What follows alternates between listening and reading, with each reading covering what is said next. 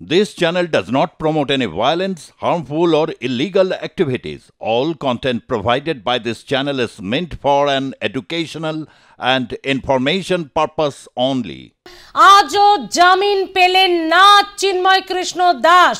আজও চট্টগ্রাম আদালত তার জামিন নামঞ্জুর করে দিল এবং আজও জানা গেল যে চিন্ময় কৃষ্ণ দাসকে এখন আপাতত জেলেই থাকতে হবে। জামিনের আবেদন করা হয়েছিল, দীর্ঘ টানাপোড়েনের পর আজ ছিল শুনানি, কিন্তু সেই শুনানি শেষে এবং একেবারে কয়েক ঘন্টাও কাটলো না, খুব দ্রুত শুনানি এবং শুনানি শেষে জানিয়ে দেওয়া হলো জামিন নামঞ্জুর। আবেদনই খারিজ করে দিল চট্টগ্রাম আদালত। এবং এখানেই শেষ নয়, অত্যন্ত গুরুত্বপূর্ণ বিষয়, আদালত শুধু জামিনই খারিজ করলো না, সঙ্গে পর্যবেক্ষণে জানিয়ে দিল রাষ্ট্রদ্রোহিতার মতো গুরুত্বপূর্ণ অভিযোগ। পর্যবেক্ষণে বাংলাদেশ জানালো যে যাবজ্জীবন কারাদণ্ড হচ্ছে রাষ্ট্রদ্রোহিতার মামলার বা এই অভিযোগের সাজা, অর্থাৎ ইঙ্গিতপূর্ণ পর্যবেক্ষণ চট্টগ্রাম আদালতের। প্রাক্তন সেনা কর্তা কর্নেল সৌমিত্র রায় আমাদের সঙ্গে রয়েছেন। কর্নেল রায়, ঘণ্টাখানেক আগে আপনার সঙ্গে আমার কথা হচ্ছিল, যেখানে বিশ্বের একটা পারিপার্শ্বিক চাপে আপনি বলছিলেন যে আপনার যেটা ব্যক্তিগত অ্যাসেসমেন্ট, যেটা মনে হয় যে তিনি জামিন পেয়ে যাবেন, কিন্তু না, কর্নেল রায় জামিন তো পেলেনই না, পর্যবেক্ষণে আদালত আরো মারাত্মক কথা জানালো যে রাষ্ট্রদ্রোহিতা এই অভিযোগে সাজা যাবজ্জীবন। কি পরিস্থিতি, এটা কি ইউনূস সরকারেরই পরোক্ষ চাপে এবং পারিপার্শ্বিক যে চাপ রয়েছে সেখানেই কি শুনানিতে এই বিষয়টি উঠে এলো? অত্যন্ত দুঃখের ব্যাপার। প্রথম কথা হচ্ছে আমার অ্যাসেসমেন্ট ভুল হলো, কিন্তু যেটা আমরা দেখতে পাচ্ছি যে এই আদালতের মধ্যে একটা প্যান্ডেমিয়াম কিন্তু ব্রেক করেছিল, প্যান্ডেমোনিয়াম যাকে বলে, আর কয়েক মিনিটের মধ্যে ওনাকে ওখান থেকে বার করে দেওয়া হলো। এটা বাংলাদেশের প্রেজেন্ট সরকারের যে একটা ঔদ্ধত্য, বিশ্বের যে ওপিনিয়ন, সেই ওপিনিয়নকে ইগনোর করে যে ঔদ্ধত্য তারা দেখাচ্ছে, এর ফল কিন্তু বাংলাদেশ সরকারকে ভোগাতে হবে বা পোহাতে হবে। এই আমরা কিছুদিনের মধ্যেই সেটা দেখতে পাবো। আর আরেকটা জিনিস আমি না বলে পারছি না, চিন্ময় কৃষ্ণ প্রভুজির যে লয়ার, যে নিশ্চয়ই হাইকোর্টে, বাংলাদেশের হাইকোর্টে অ্যাপিল অলরেডি করেছেন এবং এই কেসটা হাইকোর্টে যাবে, পরবর্তীকালে এটা সুপ্রিম কোর্টেও যেতে পারে। কিন্তু যেটা আমাদের অ্যাসেসমেন্ট, যে প্রেজেন্ট ইউনিট সরকার চাইছে যতদিন এই চিন্ময় কৃষ্ণ প্রভুজিকে জেলে রাখা যায় ততদিনই তারা যে মুভমেন্টটা ওখানে শুরু হয়েছিল, যেটা মাইনরিটিদের যে মুভমেন্ট, সেই মুভমেন্টটাকে তারা দাবিয়ে রাখতে পারবে। তো এইটাই হচ্ছে মেইন প্ল্যান, যার জন্য নানা ধরনের চার্জ, যে চার্জগুলোর কোনো বেস নেই, ওই চার্জগুলো চিন্ময় কৃষ্ণ দাস প্রভুজির এগেনস্টে দিয়ে চেষ্টা চালিয়ে যাচ্ছে যতদিন পারা যায় এনাকে যেন জেলের মধ্যে বন্দি করে রাখা যায়, তা কি বাংলাদেশের যে মাইনরিটি কমিউনিটি বা মাইনরিটি দলগুলো বা মাইনরিটি অর্গানাইজেশনের যে মুভমেন্টগুলো হচ্ছিল, সেই মুভমেন্টগুলো যেন ওখানে দাবিয়ে রাখা যায়, এটাই হচ্ছে প্ল্যান। কিন্তু এটা একটা অত্যন্ত ঔদ্ধত্য বাংলাদেশ সরকার দেখাচ্ছে।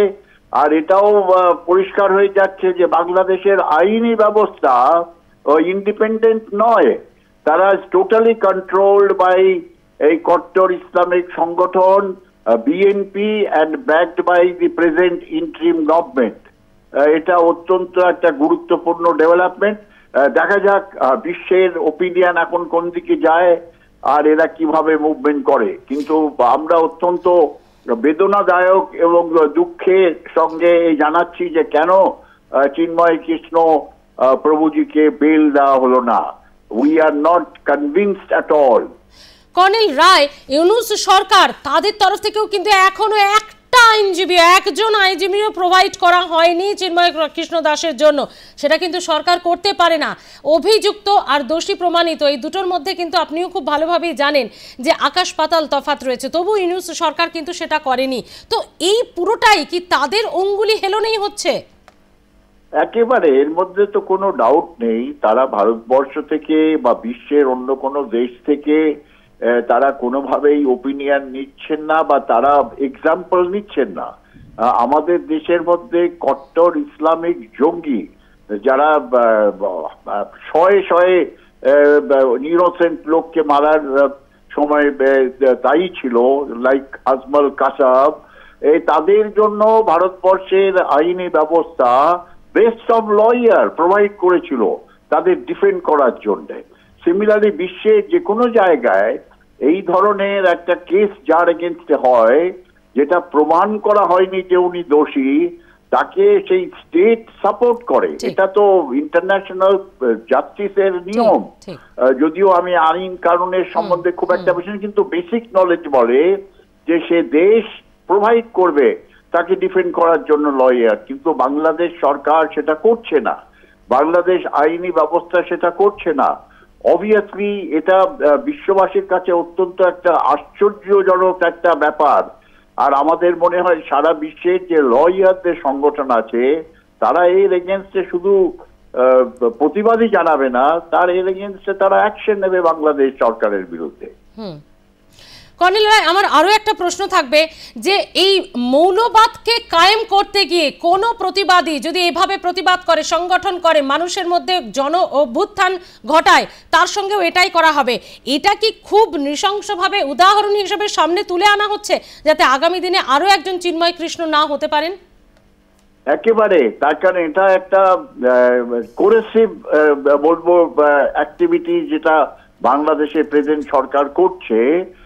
তারা প্রমাণ করার চেষ্টা করছে যে আমাদের দেশের মধ্যে যদি কেউ কট্টর ইসলামিক সংগঠন বা তাদের দ্বারা ব্যাক সরকারকে অপোজ করে, সে যে কোনো সংগঠনই হোক না, সেই সংগঠনকে আমরা আগে উঠতে দেবো না। তাদের সংগঠনে যে লিডার আছে বা যারা লিডারশিপ দেবে তাদের আমরা এইভাবে জেলের মধ্যে বন্দি করে রাখবো।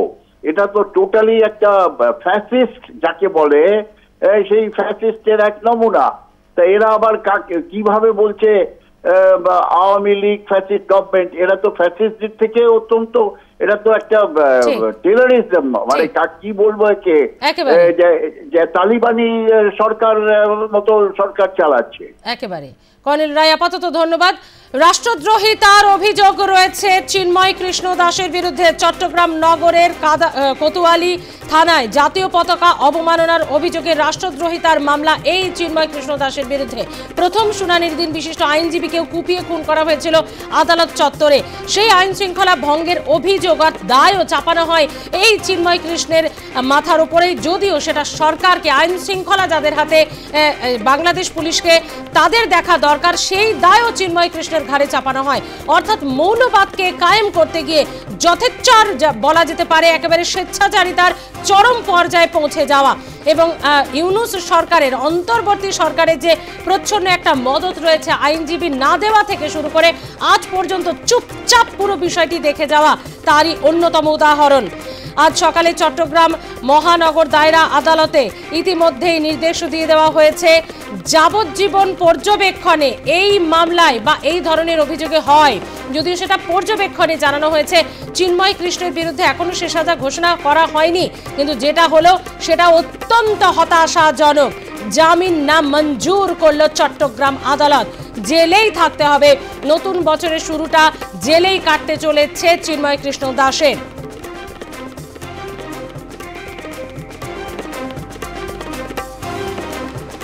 26শে নভেম্বর চিন্ময় কৃষ্ণ দাস ব্রহ্মচারীর জামিন না মঞ্জুর করে দেয়।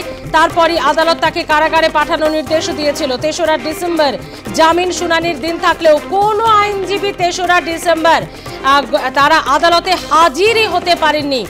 মারধর করা থেকে শুরু করে হুঁশিয়ারি, প্রাণনাশের হুমকি, এমনকি বাড়িতে হামলা সবটাই করা হয়েছে।